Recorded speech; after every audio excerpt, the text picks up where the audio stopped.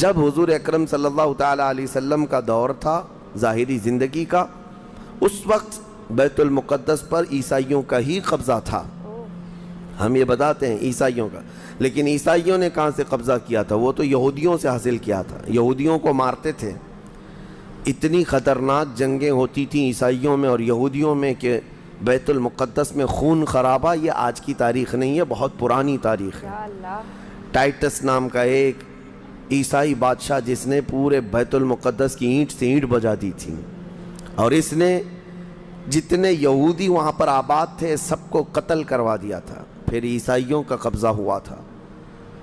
کتنے بڑے بڑے عیسائی بادشاہ آئے اور انہوں نے وہاں پر سوائے ظلم کے اور کچھ نہیں کیا بیت المقدس میں. یہ تو ان کی تاریخ چلتی تھی عیسائیوں کی، یہودیوں کی. یہودیوں سے کئی مرتبہ بیت المقدس لے لیا گیا اور عیسائی جھنڈا وہاں لہرایا گیا. کئی 100 سال تک عیسائیوں نے یہودیوں کا داخلہ بھی بند کر رکھا تھا کہ کوئی یہودی پھٹکنے بھی نہ پائے. بیت المقدس تو چھوڑیں، یروشلم میں فلسطین میں کسی یہودی کی انٹری نہیں تھی. عیسائیوں کا جب غلبہ تھا تو یہ کئی زمانے تک چلتا رہا. اصل یہاں پر کیا تھا وہ میں آپ کو بتا دوں. یہ بیت المقدس کا مسئلہ آپ کو سمجھنا اس لیے بھی ضروری ہے کہ آج پوری دنیا میں یہ ایک سب سے بڑا ایشو کیوں ہے. اس کی بنیاد یہ ہے کہ حضرت آدم علیہ السلام کے بعد سے وہ جگہ مقدس تھی، فرشتوں کی تعمیر کی ہوئی. لیکن جب حضرت داؤد علیہ السلام تشریف لائے تو آپ نے، چونکہ آپ کی حکومت تھی اس وقت، آپ بادشاہ تھے، آپ نے ایک مسجد تعمیر کرنے کا حکم دیا. لیکن آپ کے زمانے میں وہ کام نہ ہو سکا تو اپنے بیٹے حضرت سلیمان علیہ السلام کو انہوں نے حکم دیا. سلیمان علیہ السلام بادشاہ بھی ہوئے اور داؤد علیہ السلام کی کرسی پر بھی فائز ہوئے، اور وہ نبی بھی تھے، رسول بھی تھے، امت بھی تھی آپ کی. اور سلیمان علیہ السلام کو تو اللہ تعالیٰ نے ایسی طاقت دی تھی کہ وہ ہواؤں پر بھی حکومت کرتے اور جنات پر بھی حکومت کرتے. تو سلیمان علیہ السلام نے کام شروع کیا. یہ وہ جگہ تھی جہاں موسیٰ علیہ السلام عبادت کیا کرتے تھے. اس جگہ پر سلیمان علیہ السلام نے ایک مسجد بنانے کا حکم دیا اور یہ جنات بنانا شروع کرتے ہیں. اس کا ذکر قرآن پاک میں بھی موجود ہے. حضرت سلیمان علیہ السلام نے جب پورا ڈیزائن دیا کہ اس طرح سے بننا ہے تو پھر جنات تعمیر کرتے رہے اور جنات اتنا خوف کھاتے تھے سلیمان علیہ السلام سے کہ وہ ایک لمحہ بھی حضرت سلیمان علیہ السلام سے غافل نہیں ہوتے یا حکم عدولی نہیں کرتے.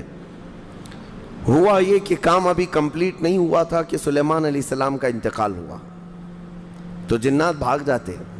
لیکن اللہ کی مصلحت، حضرت سلیمان علیہ السلام لکڑی لے کر یوں کھڑے رہتے تھے، اپنا عصا لے کر کے کھڑے رہتے تھے اور کام دیکھتے رہتے تھے. جب تک سلیمان علیہ السلام کھڑے ہیں تیزی سے جنات بڑے بڑے پتھر لاتے تعمیر کرتے رہتے تھے. انتقال ہوا سلیمان علیہ السلام کا اور آپ ایسے ہی کھڑے رہ گئے. آپ کے کھڑے کھڑے وفات ہوئی ہے. اور اس طرح سلیمان علیہ السلام کی وفات کو سالوں گزر گئے لیکن آپ وہاں سے ہٹے نہیں، کیونکہ کام چل رہا تھا. قرآن میں ہے، اللہ تعالیٰ فرماتا ہے جب لکڑی کو دیمک کھا گئی، کتنے سال گزر گئے ہوں گے. حضرت سلیمان علیہ السلام یوں ہی کھڑے تھے. ارے عام دوسرے لوگوں کی موت تو چھوڑو، نیند میں کھڑا ہو کر کے دکھائے. وہ اللہ کے نبی تھے کہ انتقال کے بعد بھی وہ کھڑے رہے. روایتوں میں کئی سالوں تک، 10 سالوں تک آپ کھڑے رہے. اور اس کے بعد دیمک کھا گئی لکڑی کو تو لکڑی ٹوٹ گئی. تب سلیمان علیہ السلام زمین پر آ گرے. جنات اسی وقت جان گئے کہ یہ تو انتقال کر گئے ہیں. تب تک بیت المقدس کا کام کمپلیٹ ہو گیا تھا، جنات بھاگ گئے سب. یہ تعمیر، اس کو اصل میں بیت المقدس نہیں کہا جاتا تھا اس وقت، یہ ہیکل سلیمانی. یہ یہودیوں کے عقیدے کے اعتبار سے فرسٹ ٹیمپل ہے، پہلا مندر یا پہلی مسجد جو بھی ہے مقدس تھی. یہ ہیکل سلیمانی جو سلیمان علیہ السلام نے جنات سے بنایا تھا، اور سلیمان علیہ السلام کی کرسی جہاں لگتی تھی اس وقت حضرت سلیمان علیہ السلام نے جنات اور سرکش لوگوں سے اور جادوگر لوگوں سے سب چیزیں جادو کی چھین کر اپنی کرسی کے نیچے دفن کر دیا تھا. سب ختم کیا تھا کہ کوئی جادو ٹونا یہ سب چیزیں نہ ہوں. کیونکہ یہودی جادو کے پیچھے بہت بھاگتے تھے، صرف جادو میں ہی دن رات۔ آپ نے سب دفن کیا اور اس کے بعد آپ کے انتقال کے بعد سالوں بیتے اور اسی طرح سے رہے۔ لیکن پھر یہ ہیکل سلیمانی کو ایک بادشاہ آیا جو عراق کا رہنے والا تھا، اس کی یہودیوں سے دشمنی تھی، اس نے ایسا حملہ کیا کہ پورے ہیکل کو توڑ ڈالا، یعنی جو جنات کا بنایا ہوا تھا اس کو مکمل طور سے مسمار کر دیا۔ ایک دیوار باقی رہ گئی، ایک دیوار باقی رہ گئی، جہاں جا کر کے آج یہ یہودی روتے ہیں، دیوار گریا اس کو کہتے ہیں۔ وہ اس زمانے کی ایک باقی رہ گئی، باقی پورا ہیکل گرا دیا۔ زمانہ بیت گیا، یہودی اس بات پر روتے رہے کہ ان کو مارا گیا، قتل کیا گیا۔ پھر عیسائیوں کا اس پر قبضہ رہا، پھر عیسائیوں سے یہودیوں نے ایک بار پھر حاصل کیا، پھر دوبارہ یہ ٹائٹس کے زمانے میں عیسائیوں نے مار کر کے پورے یہودیوں کو خون خون کر دیا، اور پھر بیت المقدس کچھ نہیں تھا، ایک دیوار تھی، ایک دوسری وہاں پر ایک چھوٹی سی عمارت بنائی گئی۔ اس عمارت کو یہ سیکنڈ ٹیمپل کہتے ہیں، سیکنڈ ٹیمپل، یہ دوسرا مندر، اور اسی کو عبادت گاہ بنا کر چلتے رہے۔ زمانہ بیتا، یہاں تک کہ حضور صلی اللہ تعالیٰ علیہ وسلم کی نبوت کا اعلان ہوا۔ پھر اس کے بعد 23 سال گزرے، پھر آپ کی وفات کے بعد صدیق اکبر کا زمانہ آیا، پھر سیدنا عمر فاروق کا زمانہ آیا۔ تقریباً یہ 26-28 ہجری کی بات ہے، حضرت عمر کے دور میں۔ پھر حضرت عمر فاروق کے دور میں جو فتوحات ہو رہی تھی، اسلام پھیلتا جا رہا تھا، تب صحابہ کے ایک لشکر کو حضرت عمر نے فلسطین بھی بھیجا، جس میں حضرت ابو عبیدہ بن جراح بھی تھے۔ تو ان صحابہ نے اس چھوٹے سے لشکر کو لے کر فلسطین کا معرکہ ایسا سر کیا کہ یہ عیسائی سب جان چکے تھے حالات کیا چل رہے ہیں، سیرنڈر ہو گئے اور کہا ہم جو ہے یہ بیت المقدس کی ساری چابیاں آپ کے حوالے کرتے ہیں، لیکن ایک شرط ہے کہ ہم آپ کے ہاتھ میں نہیں دیں گے بلکہ مسلمانوں کے امیر المومنین کے ہاتھ میں دیں گے، وہ آئیں ہمارے پاس۔ تو وہاں جو صحابہ تھے انہوں نے خط لکھ کر بھیجا حضرت عمر کو۔ حضرت عمر مدینے میں تھے، کہا ٹھیک ہے میں آ رہا ہوں۔ قبلہ اول مسلمانوں کے ہاتھ میں تھا، بیت المقدس آ رہا تھا۔ سیدنا عمر فاروق مدینے سے چل پڑے، ایک غلام کے ساتھ نکلیں اور ایک سواری ہے، ایک خچر ہے، اور دونوں بھی کس انداز سے جا رہے ہیں، ایسا امیر المومنین جس کے رعب سے قیصر و کسریٰ کانپتے تھے، لڑائی کی کسی کے اندر مجال نہیں تھی۔ وہ ایک خچر کے سواری پر اتنا لمبا سفر طے کر رہے ہیں، وہ بھی غلام سے یہ طے کر رکھا ہے 1 میل میں بیٹھوں گا، 1 میل تو بیٹھنا، ہاں تو رسی پکڑ کے چلے گا 1 میل تک، اور اس کے بعد جب تو بیٹھے گا تو میں رسی پکڑ کے چلوں گا 1 میل تک۔ اس طرح سے تو سفر طے کیا۔ جب فلسطین پہنچ رہے تھے اور اس وقت لوگوں میں خبر تھی کہ امیر المومنین آ رہے ہیں، تو لوگ دیکھنے کے لیے شہر سے بھاگے بھاگے باہر آئے۔ اتفاق ایسا کہ اس وقت خچر گھوڑے پر بیٹھنے کی باری غلام کی تھی اور نکیل رسی حضرت عمر کے ہاتھ میں تھی۔ دوڑے ہوئے لوگ آئے جو نہیں پہچانتے تھے، عیسائیوں نے امیر المومنین کہہ کر اس غلام کا استقبال کیا کہ تشریف لائیں۔ تب جو صحابہ تھے وہاں پر انہوں نے پکار کر کہا نادانو، وہ امیر المومنین نہیں، رسی پکڑا ہوا امیر المومنین ہے، یہ امیر المومنین ہے۔ پہلی مرتبہ ان اعلیٰ اخلاق و کردار کو عیسائیوں نے دیکھا تھا کہ وقت کا خلیفہ کوئی گھوڑے کی رسی پکڑ کر کے بھی چلتا ہے، تو بہت متاثر ہوئے، اور اس کے بعد بنا کسی جنگ کے حضرت عمر فاروق رضی اللہ تعالیٰ عنہ بیت المقدس میں داخل ہوئے، اور ان عیسائیوں نے جو کچھ بھی وہاں پر کیا تھا اس کو نکالا۔ پھر حضرت عمر فاروق رضی اللہ تعالیٰ عنہ نے پہلی اذان دینے کا حکم فرمایا، وہ ظہر کی اذان تھی، آپ نے وہاں پر نماز پڑھائی۔ پھر اس کے بعد یہ سلسلہ چلتا رہا۔ اب اس میں تفصیل ہے، عیسائیوں کو اسی طرح ہم بھی بھگاتے، مسلمان بھی بھگاتے، جیسے یہ یہودیوں کو بھگاتے تھے، تو انہیں آج بولنا چاہیے تھا کہ مسلمانوں نے زبردستی قبضہ کیا۔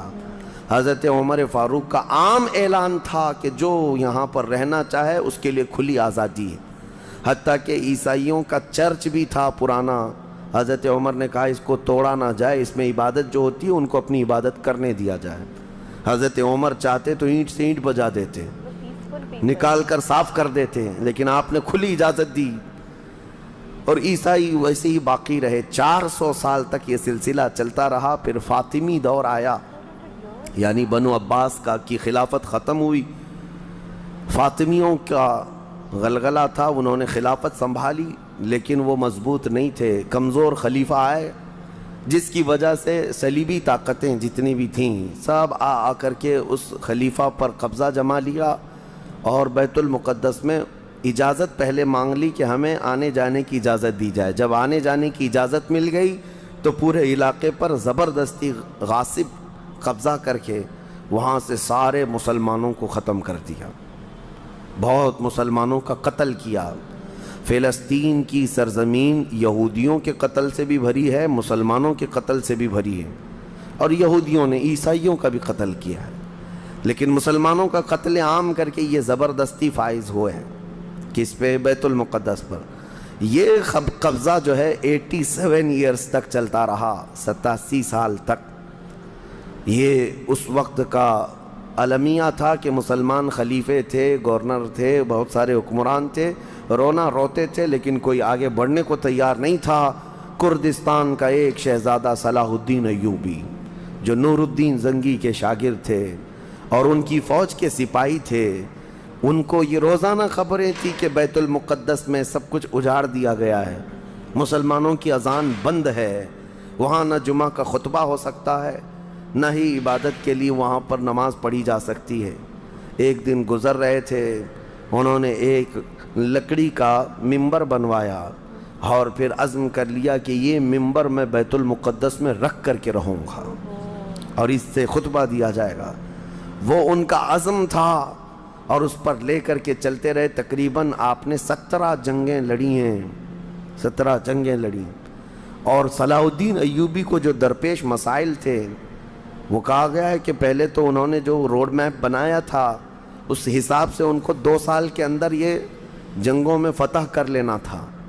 2 سے 4 سال کے اندر ان کے دماغ میں یہ تھا کہ بیت المقدس کو میں حاصل کر لوں گا، لیکن فرماتے ہیں کہ اپنوں کی مخالفت اتنی تھی، جگہ جگہ سے کوئی مسلمان بیٹھا ہوا ہے، نواب بیٹھا ہے، کہیں کوئی کسی چھوٹے علاقے کا خلیفہ، کوئی گورنر، سب پکڑ پکڑ کر کے ان کی ٹانگ کھینچیں، ان کے فوجیوں میں ورغلائیں اور الگ الگ وسوسے ڈالیں، جس کی وجہ سے پہلے اپنوں سے بھیڑتے بھیڑتے آپ کو 18 سال لگ گئے۔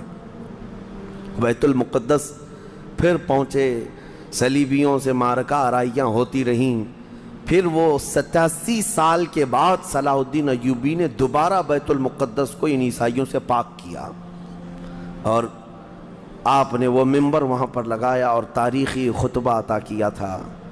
اس کے بعد وہ بیمار ہو گئے صلاح الدین ایوبی رحمۃ اللہ تعالیٰ علیہ۔ 17 جنگیں جس نے لڑیں، اور عیسائی آج بھی صلاح الدین کے نام سے ڈرتے ہیں، اور بہت سارے تعریف بھی کرتے ہیں کہ ایسا جرنیل ہم نے دیکھا ہی نہیں دنیا میں صلاح الدین ایوبی کی طرح۔ وہ خون کا پیاسا نہیں تھا، وہ امن کا پیاسا تھا۔ کتنے تو قیدی ایسے آتے تھے جن کو وہ صرف ایگریمنٹ کر کے آزاد کر دیتا۔ عیسائی اس بات پر آج بھی اقرار کرتے ہیں کہ جنگوں میں قید جو ہونے والے کو کوئی چھوڑتا نہیں ہے، لیکن صلاح الدین ایوبی ایک نہیں لاکھوں لوگوں کو آزاد کیا ہے، 1000 بھی نہیں، لاکھوں لوگوں کو آزاد کیا ہے صلاح الدین ایوبی رحمۃ اللہ تعالیٰ علیہ۔ اللہ ان کی تربت پر کروڑوں رحمتیں نازل فرمائے۔ حیرت کی بات یہ ہے کہ ان کا آخری وقت آیا تو رونے لگے، بستر پر رو رہے تھے۔ لوگوں نے پوچھا کہ کیا بات ہے؟ صلاح الدین ایوبی کہتے ہیں میں نے منت مانگی تھی اللہ سے کہ اللہ بیت المقدس فتح ہو جائے تو میں حج پہ جاؤں گا۔ کہا تو پھر کیا ہوا؟ کہا میرے پاس اتنے پیسے نہیں ہیں کہ میں حج کر سکوں۔ یہ وقت کا وہ عادل حکمران جس کی تاریخ عدل سے بھری ہوئی ہے، لیکن یہ بھی تاریخ ہے کہ مال لوٹ کر کے اگر اپنا محل بنایا ہوتا تو صلاح الدین کے بہت سارے آج محلات ہوتے، لیکن وہ آخر وقت بستر پر اس غم سے رو رہے تھے کہ میرے پاس حج پہ جانے کے لیے پیسے نہیں ہیں۔ جس کے زیر نگیں کتنے علاقے آتے تھے اس وقت، بہت سارے علاقوں کا وہ خلیفہ۔ لیکن میرے عزیزو، اسلام کی سچی تاریخ ایسے ہی خلفاء سے ہے، ایسے ہی خلفاء سے نظام ہے۔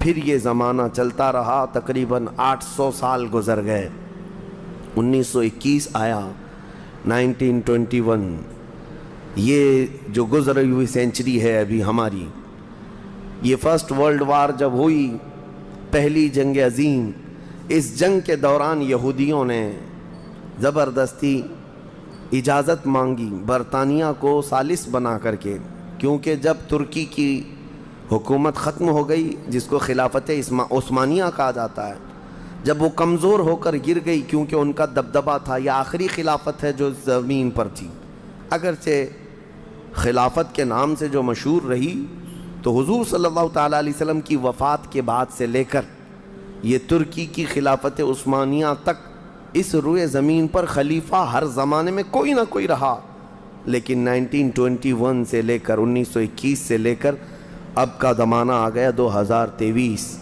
اتنے سال، 100 سال گزر گئے، پوری دنیا میں اب کوئی خلیفہ مسلمانوں کا نہیں رہا۔ بادشاہ تو بہت سارے ہیں، امیر المومنین اور خلیفہ کے نام سے اس روئے زمین پر اب کوئی نہیں۔ ان ظالموں نے ہماری خلافت کے نظام کو مار ڈالا، ختم کیا، خلافت کو زمین سے ختم کیا۔ اب لوگوں کو نیا لگتا ہے کہ خلافت کا مطلب کیا ہے۔ خلافت ایک نظام ہے، پورا نظام ہے۔ جب ڈیموکریسی ایک نظام ہے، کمیونزم ایک نظام ہے، تو اسی طرح سے خلافت جو ہے میرے مصطفیٰ کے نظام کا نام ہے۔ جب یہ ختم ہوا تو پھر 1921 میں یہودی جگہ جگہ سے جو مارے گئے تھے، اس وقت جرمن سے بھگائے جا رہے تھے، جینوسائیڈ کیا گیا تھا یہودیوں کا، جرمن میں مارا جا رہا تھا، تو ان کے اوپر دنیا والوں نے چنتک بیٹھک جس کو کہتے ہیں رحم کرنے کا، کئی مرتبہ بیٹھکیں ہوئی، بڑے بڑے لوگوں نے کہا یہودی پوری دنیا میں مارے جا رہے ہیں اور یہ مظلوم ہیں، ان کو کہیں پناہ دی جائے۔ پناہ دینے کے لیے جب بات آئی تو فلسطین کا ایک چھوٹا سا علاقہ 4000 یہودیوں کو رہنے کی اجازت دی گئی۔ 1921 سے 4000 یہودیوں کو رہنے کی اجازت دی گئی، اور پھر جب وہ 4000 یہودی رہے تو بڑھتے بڑھتے دنیا بھر سے لوگ ہجرت کر کے یہودی وہاں جاتے رہے، اور تقریباً 1948 1947 1947 جب ہمارے ہاں آزادی کا مسئلہ چل رہا تھا، تب تک یہودی جو ہے لاکھوں کی تعداد میں وہاں جمع ہو چکے تھے، اور جمع ہو کر کے ان لوگوں نے، اور اسی وقت ہٹلر کا دور بھی ختم ہوا تھا، اور ہٹلر نے ان کو بہت مارا تھا، جس کو ہولوکاسٹ کہا جاتا ہے، اور بہت زیادہ ظلم کیا تھا۔ تو یہ سب بھاگ کر کے فلسطین میں جمع ہوئے، اور پھر ایک ایگریمنٹ سائن کروا لیا گیا دنیا کی بڑی بڑی طاقتوں سے کہ یہ اسرائیل ایک کنٹری ہے۔ فلسطین کو 2 حصوں میں بانٹ دیا گیا، آدھا عربوں میں، آدھا یہودیوں میں، فلسطین کے 2 حصے کر دیے، تو آدھا یہودیوں کو ملا تو ٹھیک ہے، لیکن اس کے غصے میں عربوں میں جنگ شروع ہوئی۔ 1948 کے بعد پھر جنگوں کا آغاز ہو گیا، جارڈن، سیریا، مصر، ان لوگوں نے اسرائیل کے ساتھ، انہوں نے نئی کنٹری کا نام اسرائیل رکھا تھا، جنگ کیا۔ جب جنگ کرتے رہے، اسرائیل اپنے پیر پھیلاتا رہا اور آگے بڑھتا رہا، کیونکہ اس وقت ان عربوں کے اندر یا جدید ہتھیار نہیں تھے۔ اسرائیل کو فلی طور پر امریکہ کا سپورٹ تھا، UK کا سپورٹ تھا، یورپ کا سپورٹ تھا۔ ان تینوں ملکوں کے ساتھ بڑی خوفناک جنگوں میں ان کو پیچھے ڈھکیل دیا گیا، بلکہ جو صحرائے سینا تھا مصر کا، وہ بھی اسرائیل نے قبضہ کر لیا۔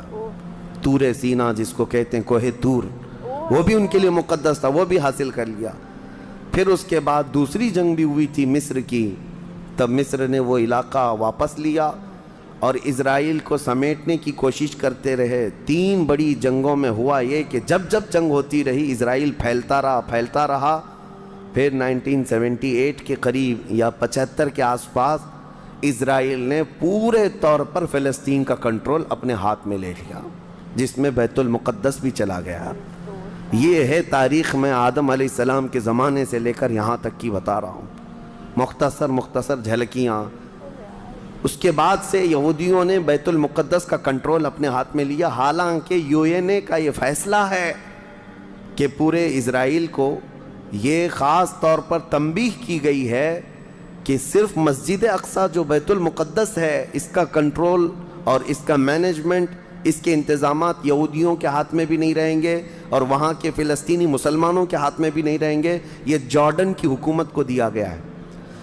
جارڈن کی حکومت جس کو کسٹوڈین آف یہ کہا جاتا ہے بیت المقدس، وہ اس کے انتظام دیکھتی ہے، لیکن برائے نام ہے یہودیوں نے دھجیاں اڑا رکھی ہیں پورے دنیا بھر کے قوانین کی۔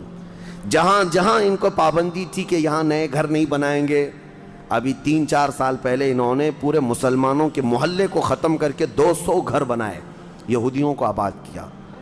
برسوں سے یہاں جو مسلمان تھے، ابھی آپ جا کر کے کبھی دیکھیں یروشلم، بیت اللحم جو بیت المقدس کے آس پاس کے علاقے، رام اللہ 40 سال 45 سال ہو گئے دکانوں کو تالے لگے ہوئے ہیں، جالے لگے ہوئے ہیں، لیکن کھولنے کی اجازت نہیں ہے۔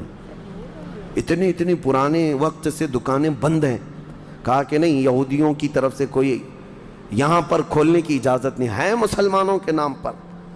اور اللہ کا فضل تو دیکھیں، وہ مسلمان کیسے جگرے والے لوگ ہیں، میں نے اپنی آنکھوں سے دیکھا ہے۔ ہر جگہ کی طبیعت کے اعتبار سے اللہ تعالیٰ مخلوق پیدا کیا ہے۔ ان ظالم غاصب اسرائیلیوں کو ہم نے دیکھا، یہ بندوق تانے بیت المقدس کے ہر دروازے پر کھڑے رہتے ہیں، اور مسلمانوں کا فلسطینی 8 سال کا بچہ آتا ہے، اس کی نال یوں پھینک کر کے مسجد میں اندر جاتا ہے، نماز پڑھتا ہے، پھر نکلتا ہے، اور وہ فوجی دیکھتا رہ جاتا ہے، کچھ نہیں کرتا۔ بسا اوقات گولیوں سے برساتے ہیں، روزانہ کا معمول یہ ہے۔ رات کو گولیوں کی بارش ہوئی، سمیٹ کر کے ختم کیا گیا، زخمی ہاسپٹل میں گئے، دوسرے دن دیکھا عصر کے بعد بیت المقدس کے باہر صحن جو ہے وہاں پر پھر عورتیں بچے سب جو روزانہ عصر سے لے کر مغرب تک اپنی روٹیاں اپنے کھانے لے کر کے آتی ہیں، بیٹھتی ہیں، ایسا لگتا ہے یہاں کچھ ہوا ہی نہیں، کچھ ہوا ہی نہیں۔ مائیں بچوں کو بچپن سے یہ چیز ڈال دیتی ہیں کہ بیٹا اگر تو ابھی گھر سے گیا نماز کے لیے تو ہمیں یہ یقین نہیں ہوتا کہ تیرا جسم آئے گا کہ تیری لاش آئے گی۔ ہر ماں کا یہ وہاں پر جذبہ ہے، اور یہ حدیث پاک میں موجود ہے۔ میرے آقا صلی اللہ علیہ وسلم نے فرمایا لا تزال طائفۃ من امتی، میری امت میں سے ایک جماعت ایسی رہے گی جو قیامت تک حق کے لیے لڑتی رہے گی، اور اللہ ان کا ناصر و مددگار ہوگا۔ بیت المقدس کی یہ تاریخ آج، بیت المقدس کو انہوں نے خون میں نہلا رکھا ہے، یہودیوں کا زبردستی اس پر قبضہ ہے۔ اب یہ چاہتے کیا ہیں، یہ بھی میں آپ کو بتا دوں، یہ چاہتے ہیں کہ یہ مسجد اقصی جو تعمیر ہوئی یہ حضرت عمر کے حکم سے ہوئی، پھر اموی خلفہ جب آئے، خلیفہ ولید بن عبد الملک، اس نے پوری مسجد بنوائی، اور یہ جو پیلا گنبد آپ دیکھتے ہیں قبۃ الصخرہ جو مسجد اقصی سے جس کو مشہور کیا گیا ہے، یہ قبۃ الصخرہ ہے، ڈوم آف راک جس کو کہتے ہیں، یہ اصل اس سے لگی ہوئی ہے بیت المقدس کی مسجد پرانی، اس کو شو نہیں کرتے، اس کو یہ گرا کر کے اس کو پورا زمین بوس کر کے 3rd ٹیمپل بنانے کا پلان ہے۔ ان کو یہ چاہیے کہ حضرت داؤد علیہ السلام کے زمانے میں جو کام شروع ہوا تھا، سلیمان علیہ السلام نے جو مندر بنایا تھا، جو ٹیمپل بنایا تھا، ہم اس کو اسی جگہ تعمیر کریں گے۔ تو بیت المقدس مسجد اقصی کی دیوار سے دیوار انہیں گرانا ہے، اس کے لیے یہ کیا کیا سازشیں کرتے رہے، کھدائی کرتے رہے کہ یہاں پرانا خزانہ ہے، فلاں چیزیں ہیں، ثبوت نکالنا ہے۔ کتنا دیواروں کو ہلانے کے لیے آرٹیفیشیل زلزلے لائے گئے، مصنوعی طور پر یہ زمین ارتھ کویک لائے گئے کہ مسجد اقصی گر جائے، لیکن اللہ کی مرضی جب تک چاہے۔ اب اگر حالات ایسی ہیں تو یہ مسجد اقصی کو گرا کر کے وہاں پر ایک 3rd ٹیمپل بنائیں گے، جس کا پورا آرکیٹیکٹ ڈیزائن بھی انہوں نے ظاہر کر دیا ہے، نشر کر دیا ہے، کوئن بھی ایک جاری کر دیا ہے جس کو لے کر کے ان کے 3rd ٹیمپل کے اندر جائے گا، آئے گا۔ یہ 2017 کی بات میں بتا رہا ہوں، پوری تیاریاں کر لی گئی ہیں۔ اب دیکھا گیا ہے کہ مسلمان ہر جگہ سے سوئے ہوئے ہیں، اب کوئی بھی اٹھتا نہیں ہے۔ عربوں کے منہ میں تو انہوں نے اپنی زبان رکھ دی ہے، عرب اب بولنے کے قابل نہیں رہ گئے، اور بغل کے جو دیش لڑے تھے پہلے، مصر، سیریا، جارڈن، آج ان کی حالت کیا ہے؟ وہ خود خانہ جنگی میں مبتلا ہیں، آپس کی لڑائیوں میں مصروف ہیں۔ اسرائیل کی غنڈہ گردی اور دادا گیری اس حد تک بڑھ گئی ہے کہ اسے آس پاس کسی کا خوف نہیں۔ ہاں اگر کچھ بولتا ہے تو کبھی ترکی بولتا ہے، ہاں اس کو اپنے اس ملک کے لیے سب سے بڑا خطرہ محسوس ہوتا ہے تو ایران ہے۔ ایران کو اس نے سعودی سے ایسا لڑا کر کے رکھا ہے کہ وہ آپس میں جنگیں کرتے رہیں۔ اسی لیے ابھی ایران اور سعودی کا پیس معاہدہ ہوا، ایگریمنٹ ہوا، تو سب سے پہلے نیند حرام ہو رہی ہے اسرائیل کی کہ یہ اگر دوست ہو گئے تو میرا کیا ہوگا، میری حفاظت کیا ہوگی۔ اسرائیل حماس کو مدد کرتا ہے، جو غزہ میں ایک علاقہ باقی رہ گیا مسلمانوں کا جو فلسطین کے اندر ہے، جو آج تک لڑ رہے ہیں، آج تک راکٹ داغتے ہیں، اسرائیل کے ساتھ لڑتے ہیں۔ 20,000 کی تعداد ہے وہ بیچاروں کی، 20,000 کی تعداد ہے۔ اب یہ تاریخ اس طرح سے بتائی جاتی ہے، نیوز اس طرح کی ہے، اسے حماس کو اسرائیل مدد کرتا ہے، فلاں مدد کرتا ہے، جو بھی مدد کرتا ہو ہمیں اس سے وہ نہیں، لیکن ایک حق جماعت قیامت تک حق پر قائم رہے گی اور بیت المقدس کے لیے لڑتی رہے گی۔ پھر وہ دن آئے گا جب میرے آقا صلی اللہ تعالیٰ علیہ وسلم کی حدیث پاک ہے، خراسان سے ایک جماعت نکلے گی، خراسان سے ایک جماعت نکلے گی۔ خراسان پہلے کے دور میں رشیا کا کچھ حصہ، افغانستان کا کچھ حصہ، ایران کا کچھ حصہ، ایک پورا بڑا نقشہ ہے، اس کو پرانا خراسان آپ دیکھیں گے۔ خراسان سے ایک جماعت نکلے گی، ان کے ہاتھ میں کالے جھنڈے ہوں گے۔ میرے آقا نے فرمایا وہ اتنی تیزی سے نکلیں گے کہ دنیا کی بڑی سی بڑی طاقت ان کا راستہ نہیں روک سکے گی، اور وہ سیدھے جھنڈے لے جا کر کے بیت المقدس میں نصب کریں گے، اور پھر اسلام کا پرچم وہاں سے بلند کیا جائے گا۔ یہ قیامت کے قریب ہونا ہے۔ اب میں اس بات پر اپنی گفتگو ختم کرتا ہوں۔ دعائیں تو ہیں کہ اللہ تعالیٰ بیت المقدس کو آزاد کرے، لیکن یہودی جتنے دن ناچتے رہیں گے، دندناتے رہیں گے، ایک دن آنا ہے دنیا اوپر سے نیچے ہو جائے، نیچے سے اوپر ہو جائے، مگر میرے مصطفیٰ کا فرمان ہو کر رہے گا انشاءاللہ، اور غلبہ اسلام آ کر رہے گا۔ آج یوم القدس کے طور پر پوری دنیا میں یہ بات منائی جا رہی ہے۔ میں بچوں میں یہ انفارمیشن نقل کرنا چاہتا ہوں کہ بچوں یاد رکھو ہمارا بیت المقدس سے کیا رشتہ ہے، ہمارا کیا تعلق ہے، اور ہمارے لیے وہ کتنی عظمت والی جگہ ہے۔ اس لیے کہ آپ ہندوستان میں ہیں، دور دراز ہیں، کہیں پر بھی ہیں، لیکن روحانی رشتہ تمہارا جب مدینے سے جڑا ہے تو مدینے کے آقا کے فرمان سے بھی جڑا ہوا ہے۔ اللہ کریم ہم سب کو بیت المقدس کے محافظین میں شامل فرمائے۔ قیامت کے قریب امام مہدی کی فوج میں اللہ تعالی ہمارا شمول فرمائے۔ کریم خدا بیت المقدس کو تو آزاد فرما دے، یہودیوں کے چنگل سے اسے آزاد کر دے۔